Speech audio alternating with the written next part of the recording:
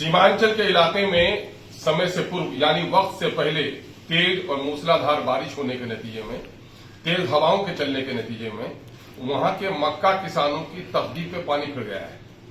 मक्के की फसल बुरी तरह तबाह हो गई है, खेतों में पानी जम गया है। जो बाद को लगाए गए मक्के हैं उसके पौधे मर रहे हैं, अभी उसमें दाना भी नहीं आया है। और एक एक एकड़ में किसानों का 50,000 रुपए से ज्यादा का खर्च हो रहा है। और एक ही फसल है पूरे बिहार में उस हल्के में कैश क्रॉप के तौर पर, जिससे किसानों की थोड़ी बहुत आमदनी हो जाती थी।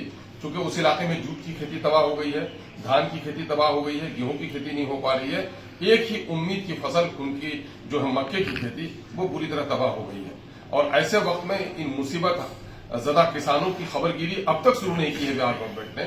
मैं बिहार गवर्नमेंट से, बिहार के एग्रीकल्चर मिनिस्टर से, साथ ही केंद्र की सरकार और कृषि मंत्री महोदय से ये गुजारिश करता हूं कि फौरी तौर पर मक्का किसानों की इस बदहाली का सर्वे कराइए और एक एक एकड़ में जो उनकी क्षति हुई है कम से कम 50,000 रुपए एकड़ के हिसाब से उसका मुआवजा तय कीजिए।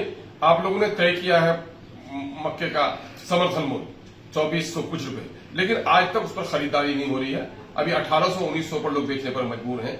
दूसरी तरफ चूंकि मक्का ही एक मुख्य फसल होकर गया सीमांचल में और बिहार के दूसरे इलाके में, मक्का किसानों को फसल बीज सही कीमत पर मिलनी चाहिए।